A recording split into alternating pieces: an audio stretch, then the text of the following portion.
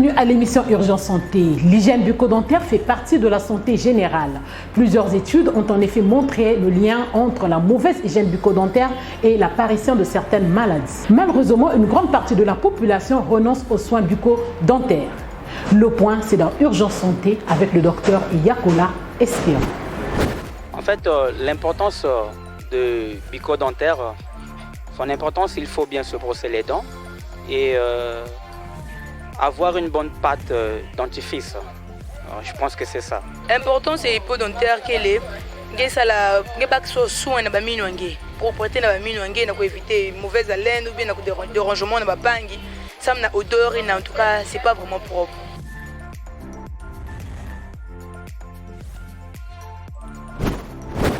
Docteur Yakola Espérant, bienvenue à l'émission Urgence Santé. Vous êtes chirurgien bucco-dentaire, promoteur du cabinet dentaire La Fontaine. Alors, qu'entendez-vous par l'hygiène bucco-dentaire? Bonjour Madame Laura. Nous pouvons dire très rapidement, brièvement que l'hygiène bucco-dentaire est un ensemble de pratiques ou ensemble de mesures permettant d'éliminer la plaque dentaire qui se forme naturellement et en permanence sur la surface de la dent. Et a-t-elle de l'impact sur la santé dentaire? Bien sûr, l'hygiène bucco-dentaire a de l'impact sur la santé bucco-dentaire parce que c'est ce qui va engendrer, lorsque l'hygiène n'est pas prise en compte, ça va engendrer beaucoup de problèmes de santé bucco-dentaire. Donc, l'attention que la personne accorde permet à ce que la personne puisse avoir une bonne santé. Parce que vous êtes sans ignorer que lorsqu'une personne ne prend pas en charge sa santé bucco-dentaire comme elle devait prendre, ça va engendrer des maladies. Et en ce moment, si la maladie n'est pas aussi prise en charge, ça va engendrer également des complications de maladie. Mais la base, c'est comment la personne prend en charge sa santé bucco-dentaire. Alors, l'hygiène bucco-dentaire, c'est l'ensemble des règles à prendre en ligne de compte pour avoir une bonne santé dentaire, vous l'avez dit. Peut-on connaître ces règles? Bon, les règles pour avoir une bonne hygiène bucco-dentaire, ce sont les règles que nous connaissons, mais s'il faut également les citer, les principales. Oui. Le principal, bien sûr, pour ne pas étaler toute une liste ici. Sans pourtant aller dans les détails. Dans les détails, le principal reste, la première chose, c'est le brossage. Ça, c'est quelque chose qui est capital. 2, ce qu'il faut respecter également, avoir une bonne hygiène alimentaire. Bonne hygiène alimentaire. Une bonne hygiène alimentaire rentre en ligne de compte sur les mesures à prendre pour avoir une bonne hygiène bucco-dentaire. 3, nous pouvons également citer des visites chez les dentistes après 6 mois. Vous êtes malade ou pas, vous êtes censé aller visiter votre dentiste afin qu'il puisse regarder la bouche, parce que la bouche peut garder également des maladies qui sont discrètes. 4, il faut également avoir une bonne technique de brossage, parce que vous pouvez avoir des éléments ou la brosse, mais si vous n'avez pas de bonnes pratiques, donc l'hygiène bucco-dentaire sera défectueuse. Ensuite, c'est quelque chose de banal que nous trouvons. Évitez de manger à tout moment. Évitez de manger à tout moment. À tout moment, surtout si c'est possible. Éliminez des petits goûters de midi, 14 h, mais mangez avec des moments bien déterminés. Et alors, ensuite, on va y revenir dans la suite de l'émission. Voilà, je vais vous dire une chose. Il faut également boire beaucoup d'eau. Boire beaucoup d'eau, ça c'est étonnant. Oui, boire beaucoup d'eau. Parce que lorsque vous prenez beaucoup d'eau, ça élimine également tous les débris et ça humidifie également la bouche. Ça permet que les microbes qui pouvaient chercher à se proliférer au niveau de la bouche n'aient pas la possibilité. Alors, sont évacués. Sont évacués et ensuite, la personne peut garder une bonne hygiène. Déjà, lorsque vous mettez beaucoup d'eau, vous allez dégager une bonne haleine. La bouche ne va pas sentir mauvais parce que vous prenez de l'eau. Et encore un autre principe, vous pouvez également ajouter dans votre façon de vivre, de tous les jours, le chewing-gum sans sucre. Mâcher de temps à autre le chewing-gum sans sucre.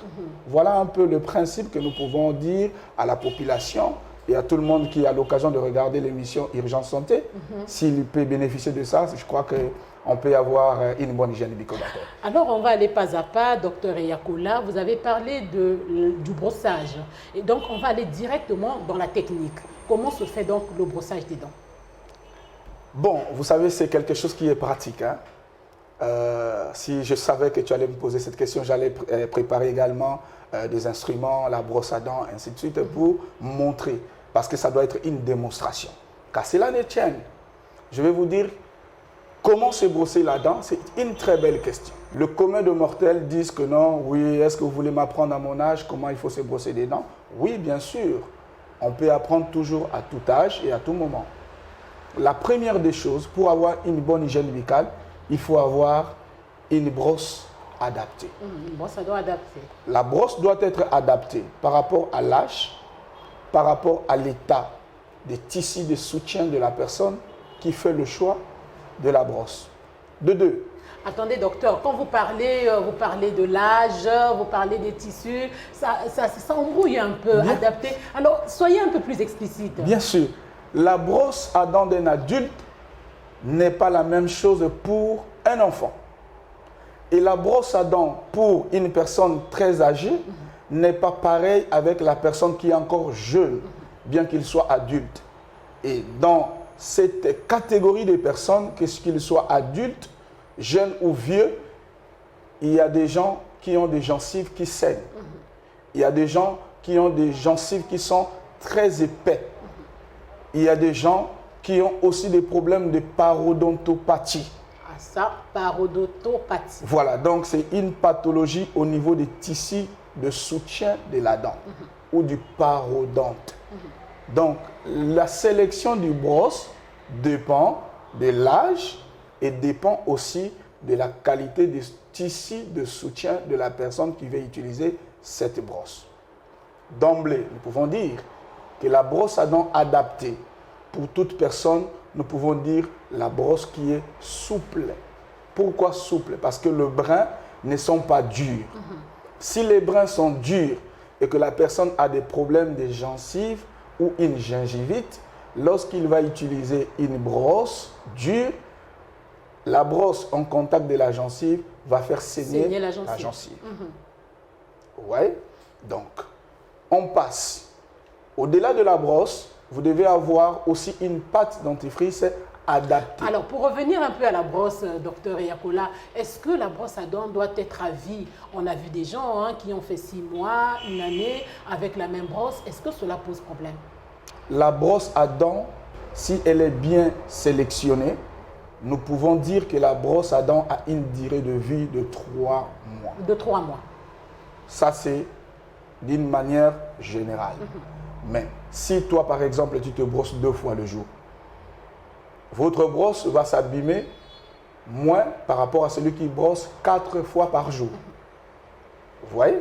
Maintenant, si la brosse, au-delà de 3 mois, vous pouvez également regarder votre brosse si au niveau des fibres, si les fibres sont déjà émoussées. Ça veut dire que le fibre commence à dormir. Comprenez, excusez-moi le mot, mais nous disons émoussé. Émoussé, oui. OK?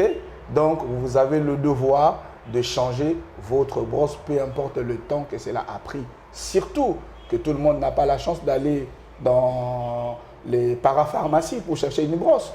Parce que c'est là. On voit partout dans les marchés, ça s'achète à moindre coût. Voilà. Parce que si je vous dis d'aller dans les espaces de parapharmacie, une brosse peut coûter des 1000. Mais alors que dans les casinos, dans le marché, vous avez des centaines. Avec quelques cents. Est-ce que la marque est toujours la bonne, docteur? Mais vous savez, la qualité coûte toujours cher. Mais avec peu de moyens aussi, on peut faire. Mais en ce moment-là, il faut être regardant sur ce qui concerne les brins ou alors les fibres de votre brosse. Si alors, c'est parti pour la pâte dentifrice, vous étiez en train de dire. Au-delà de la brosse, vous devez avoir une pâte dentifrice adaptée. Nous ne parlons pas que des adultes, nous parlons également des enfants. Si vous êtes un enfant, moins de 6 ans, il y a des pâtes qui sont appropriées. Au-delà de 6 ans et jusqu'à un adulte, il y a aussi des pâtes qui sont adaptées par rapport. Au-delà de cette catégorie de choix, des pâtes aussi sont faites par rapport aux problèmes que le malade se présente auprès du dentiste. Celui qui saigne doit avoir aussi sa pâte. Celui qui a une bouche qui dégage une mauvaise haleine a aussi sa pâte. Celui qui cherche à avoir des dents éclatantes ou blanches a aussi une pâte à conseiller. Donc, il y a toute une panoplie des pâtes dentifrice qu'on va choisir selon le cas de la personne. Alors, il y a toute une panoplie, j'en conviens, docteur, mais quel est le critère de choix? Quel est le critère de choix quant à une pâte dentifrice? Le critère de choix, il faut savoir, il s'agit de votre fils, de votre enfant, ou c'est pour vous. Parlons au public, mais parce que vous êtes en face de moi, l'unique personne que je vois. Alors, vous devez savoir, la pâte est destinée à qui? À un enfant ou à un adulte. Si la pâte est destinée à un enfant, il faut acheter la pâte pour les enfants. Et cette pâte doit être fluorée, mais avec une concentration faible. Fluorée avec une concentration faible. Faible. Ça, c'est pour les enfants. Pour le fluor. Le fluor doit aller autour de 400 à 500 ppm. Ça, c'est l'unité de la pâte dentifrice. ppm. ppm. Donc, autour de 500 ppm. De 400 à 500. À 500 ppm. Pour les enfants moins de 6 ans. Au-delà, maintenant, entre 6 à 14 ans, vous pouvez aller de 500 à 1000 ppm. Et si c'est un adulte, vous pouvez aller au-delà de 1500 ppm, une pâte fluorée, et ça conviendrait pour une personne âgée. Au-delà de ça, il y a aussi la date de péremption. La date de péremption. N'oubliez pas, ça reste un produit, un médicament. C'est vrai, ça se vend pas dans les espaces publics. Je suis un médecin, un chirurgien dentiste. Je ne peux pas vous conseiller d'aller acheter les pâtes qui sont étalées à même le sol, ou sous le soleil. Sous le soleil exposé, voilà. Exposé au soleil, la pâte n'est plus une pâte commode pour être utilisée. Ça fait partie des critères de choix. Et en dehors de ça, il faut savoir qui est la personne qui va utiliser la pâte dentifrice. Est-ce que la personne veut avoir une pâte pour éliminer des problèmes de saignement, pour des problèmes de mauvaise haleine, pour des problèmes d'avoir une dent qui est brillante, éclatante. Si c'est pour cela, il y a aussi une pâte appropriée. Voilà un peu quelques critères de choix dans la pâte dentifrice. Alors encore une petite question. Tout à l'heure, vous avez parlé des pâtes dentifrices pour enfants. Alors une question s'impose, bien, permettez que je vous la pose, docteur. À quel âge devrait-on commencer le brossage des enfants? Bien sûr. Le brossage d'un enfant commence au moment où l'enfant a le premier dent. Donc les dents de lait. Les dents de lait. Et la première dent de lait sort à l'âge de 6 mois. Attendez, docteur, vous êtes en train de dire qu'un bébé de 6 mois va bénéficier d'un brossage à dents? Oui, déjà à 6 mois, l'enfant a les dents qui commencent à sortir. À 6 mois, à 9 mois, à 12 mois, vous voyez, les dents sortent déjà. Ouais, à 2 ans, l'enfant a totalement le 20 dents complètes au niveau de sa bouche. Mais le brossage chez un enfant commence déjà, dès que l'enfant a ses premières dents, vous commencez à lui brosser. Mais ne me dites pas que automatiquement vous allez commencer à prendre la brosse. C'est ça le problème. Alors, vous n'allez pas directement commencer à prendre la brosse. Donc on va prendre la pâte dentifrice?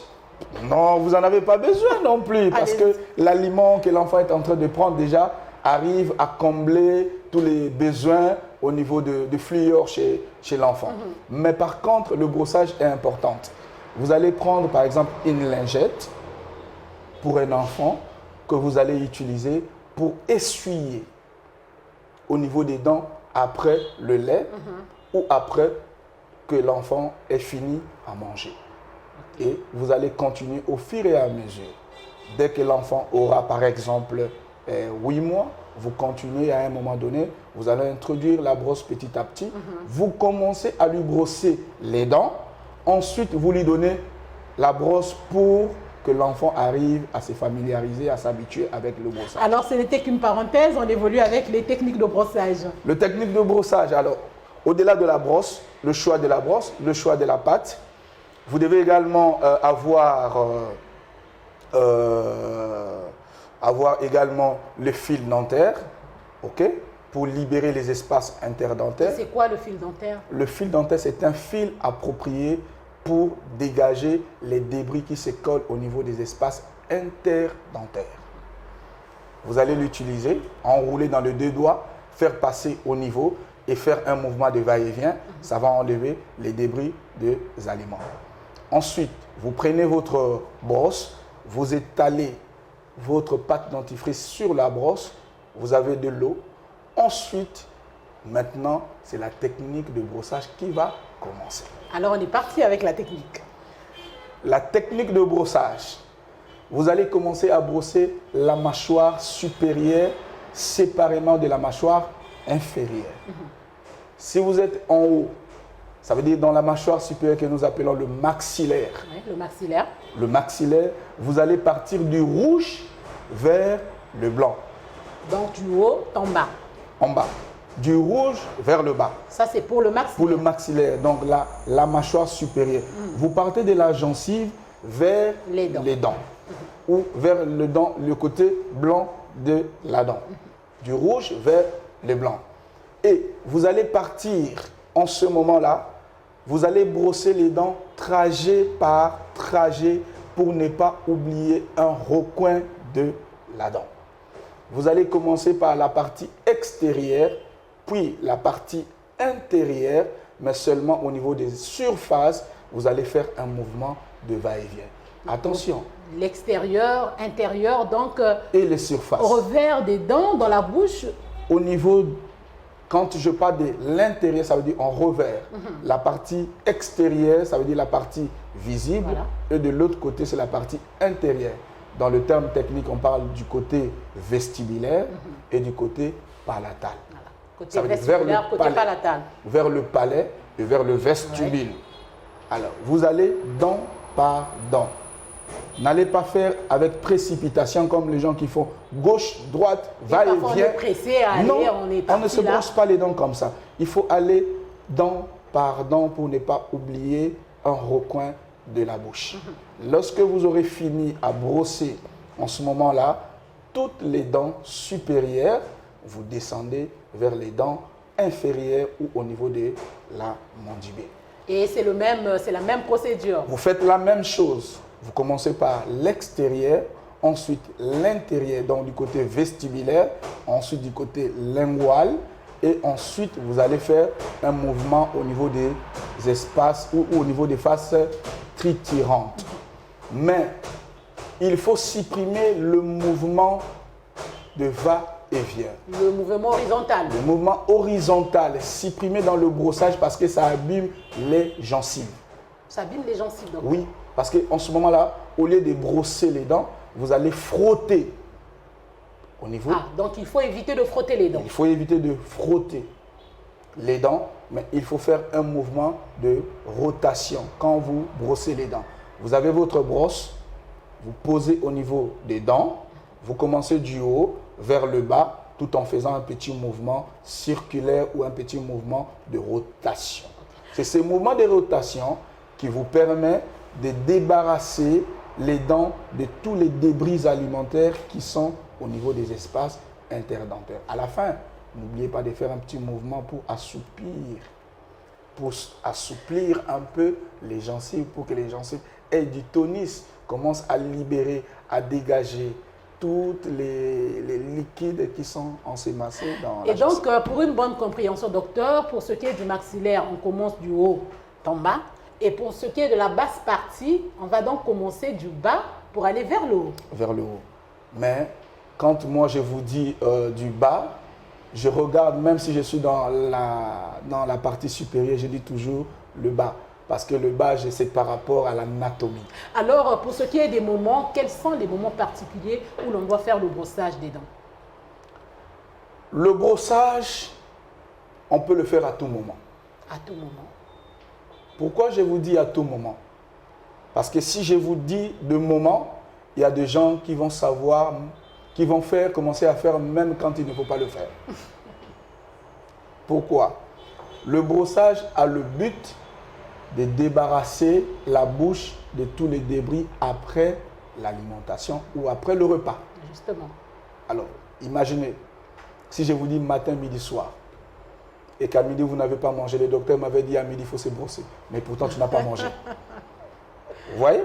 J'ai dit à tout moment, mais ça vient après le repas. Voilà. Le brossage est indiqué après le repas. Bien entendu, on sait qu'on mange le matin. Donc, après le matin, le repas du matin, que nous appelons quotidiennement le déjeuner, le petit déjeuner, vous allez prendre votre brosse et brosser les dents. À midi, si vous avez mangé, je ne peux pas vous demander de commencer à se promener avec la brosse. Avec la brosse. Non. Lorsque vous revenez à la maison et que vous avez mangé à midi, faites un effort de brosser les dents avant le repas du soir. Bon, par malheur, si vous avez oublié et que le soir vous avez mangé, avant d'aller se coucher, nous sommes appelés à brosser les dents. Et c'est le brossage qui est le plus important. Le plus important. C'est le brossage du soir. Beaucoup de gens passent à côté, hein, à cause de la fatigue et tout. On néglige. Voilà. Mais aujourd'hui, j'ai l'occasion, grâce à l'émission Urgence Santé, voilà pourquoi je suis en train d'interpeller à la communauté, à tout le monde, que vous pouvez oublier le brossage de midi, mais ne vous en passez pas sur le brossage du soir. Avant de monter au lit ou aller de vous coucher, la dernière chose à faire, c'est le brossage. Se brosser les dents. C'est brosser les dents avant de se coucher. Et c'est inévitable, c'est obligatoire. Alors, on va aller un peu plus vite, docteur Yakoula. Il y a des comportements qui détruisent, qui mettent en péril la santé bucco-dentaire. Peut-on connaître ces comportements? Il y a des comportements qui détruisent à la santé bucco-dentaire ou à l'hygiène bucco-dentaire. C'est comme vous avez souligné notamment ici, à cause de la fatigue, on s'est dit, bon, je vais dormir et demain au réveil, je vais me brosser les dents. C'est un élément qui détruit à la santé ou c'est un élément qui contribue à une mauvaise hygiène bucco-dentaire. De deux, le manque de visites, c'est un problème. Vous le pensez, docteur? Déjà, on a la brosse à dents, je vais poser la question. On a la pâte dentifrice, on a la technique. Je vais poser la question à celui qui me regarde. La dernière fois que vous avez consulté un dentiste, ça date de combien de mois? Sinon, combien d'années? Combien d'années? Oui. Et chacun va répondre. Donc, il est impératif de passer au moins une fois ou deux fois à aller consulter un dentiste pour des éventuelles consultations de routine. Même quand on n'a pas mal, on ne sent rien, et il faut toujours passer voir. Voilà encore un autre problème. On pense que non, on doit aller voir le dentiste quand on a mal. Non. On ne va pas voir le dentiste quand on a mal parce qu'il y a des maladies au niveau de la bouche dont la douleur n'est pas le signe d'alerte. Oui. Est-ce que lorsque quelqu'un a une mauvaise haleine, il peut avoir des douleurs? La mauvaise haleine. Quand la bouche sent mauvais, est-ce qu'il y a des douleurs? Il n'y a pas de douleur. Et donc, on évolue avec les comportements. Les comportements à éviter, à risque, c'est également lorsqu'une femme tombe enceinte, la grossesse, c'est un facteur qui contribue aussi à la mauvaise santé bucco-dentaire. Pourquoi? Parce que la femme a l'habitude de s'en passer sur le brossage à cause de la fatigue, au-delà des apports hormonaux qui est excessif, qui sont aussi des éléments dangereux pour l'hygiène bucco-dentaire, il y a aussi cet aspect-là de la négligence ou de la fatigue. Un autre élément, c'est lorsqu'on ne sait pas sélectionner le repas. On aime bien manger, tout ce qui est sucré, tout ce qui est sucré, voilà. Le chocolat, le bonbon. Alors, toute cette manière de vivre, lorsqu'on ne sait pas sélectionner qu'est-ce qu'on veut manger, on va emmener des complications au niveau de la santé bucco-dentaire. Donc, à quoi s'expose-t-on lorsque l'hygiène bucco-dentaire n'est pas observée? Lorsque l'hygiène bucco-dentaire n'est pas observée, nous allons nous exposer à l'accumulation de plaques dentaires ou des couches blanches qui s'observent tout autour de dents. De deux, lorsque l'hygiène bucco-dentaire n'est pas prise en charge, les plaques sont des éléments qui sont à la base de la carie dentaire. Si la carie dentaire n'est pas prise en charge, la maladie va quitter la dent pour aller au niveau des tissus de soutien. Ça veut dire que non, ça ne sera plus un problème qui concerne que la dent, mais ça va aller au-delà de la dent. La maladie au niveau de la gencive, que nous appelons gingivite, au-delà des ligaments, que nous appelons parodontite, au-delà des ligaments au niveau de l'os, c'est ce que nous appelons une ostéite. Ostéite. Au-delà, on peut avoir également des kystes. Des kystes? Des kystes au niveau des dents. Pour une petite négligence de la santé bucco-dentaire, on arrive au kyste. De l'hygiène. C'est très simple. On est parti de l'hygiène et jusqu'à avoir un kyste au niveau apical ou au niveau de la racine. Parce que la dent n'a pas été soignée et il y a un kyste. Ensuite, le kyste va évoluer, prendre du volume, devenir une petite masse que nous pouvons appeler une tumeur bénigne jusqu'à aller à une tumeur maligne. Nous pouvons également avoir des joues enflées que nous appelons des infections ou des stomatites. Des stomatites. Vous voyez une personne qui a un abcès dentaire. Alors là, c'est très grave. Donc, le pus sort au niveau de la bouche. Pourquoi? Parce que l'hygiène bucco-dentaire n'a pas été prise en compte. Observée. Et la personne commence à avoir des douleurs, c'est la carie. Il prend n'importe quoi pour calmer la douleur, mais la maladie continue. C'est un abcès. Et l'abcès va commencer à entraîner le pus. Demain après-demain, vous commencez à avoir une joue enflée. La joue enflée, et c'est un petit bouton qui va sortir. C'est un abcès qui va commencer à sortir le pus. Et ensuite, voilà ce que ça fait. Alors, docteur, très rapidement, un petit mot à l'endroit de nos chers téléspectateurs. J'aimerais dire une chose à la population qui nous regarde. Docteur. Brièvement. En sommaire, je vais vous donner ces 10 éléments que nous devons observer. Dites-vous chaque jour que je dois boire beaucoup d'eau. C'est important. Je dois avoir un chewing-gum non sucré lorsque je ne peux pas me brosser pendant que je mangeais au boulot. Choisir toujours du fromage à la place du dessert. Dites-vous que je ne vais pas me désaltérer avec le jus ou avec, qu'est-ce que nous disons, les boissons gazeuses ou sucrées. Dites-vous que je vais privilégier des aliments naturels, surtout avec des fibres, parce que les aliments fibrés font également usage d'un brossage automatique. Et ne soyez pas accro aux bonbons. Si vous êtes accro aux bonbons, choisissez les bonbons non sucrés et qui sont non collants. Ensuite, vous devez dire que non, si vous voulez utiliser le sel, faites le choix d'utiliser le sel fluoré. Sans oublier des consultations de routine. C'est important. Docteur Eyakola Espérant, merci. Merci de me recevoir dans votre émission Urgence Santé. C'est la fin de notre entretien. Merci de l'avoir suivi. Urgence Santé vous fait gagner en santé. Je vous donne rendez-vous dans un prochain numéro Urgence Santé.